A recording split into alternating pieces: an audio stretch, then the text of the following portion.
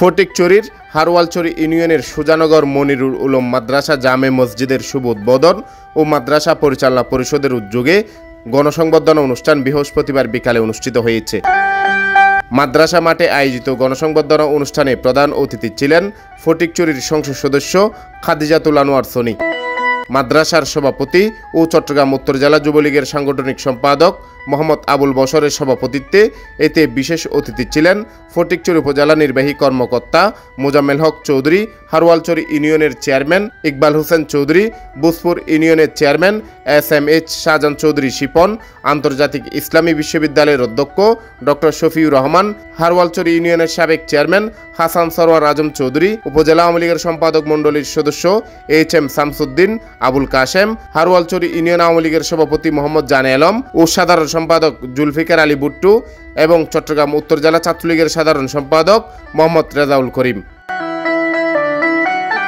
জেলা ছাত্রলীগ নেতা জুয়েল রাকিব সভার সঞ্চালনা করেন।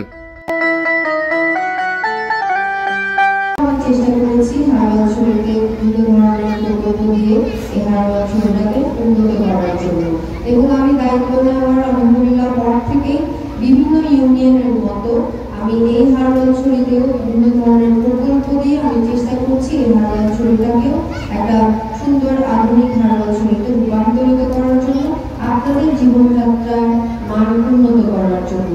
রাস্তা, প্রতিটি মাদ্রাসা, প্রতিটি মসজিদ, প্রতিটি মন্দির যার যে অবস্থায় চলার পথে যতগুলি সরকারি কাজ করা যায় সবগুলি আমাদের 5 বছরে ইনশাআল্লাহ আমাদের এমপিকে দিয়ে শেষ করতে চাই। এটা আমার করতে যাবে।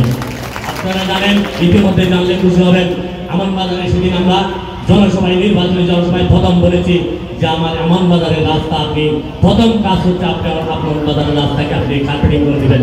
উনি সাথে সাথে উপজেলা থানা ইঞ্জিনিয়ারকে নিয়ে আমাকে বসিয়ে দিয়েছেন এবং সাথে সাথে নির্দেশ দিয়েছেন এখানে আমাদের যে আমার বাড়িতে যাওয়ার যে রাস্তা সেটা এবং এমন বাজার রাস্তা 2টা রাস্তা অলরেডি প্রপোজাল পাঠিয়ে দিয়েছেন।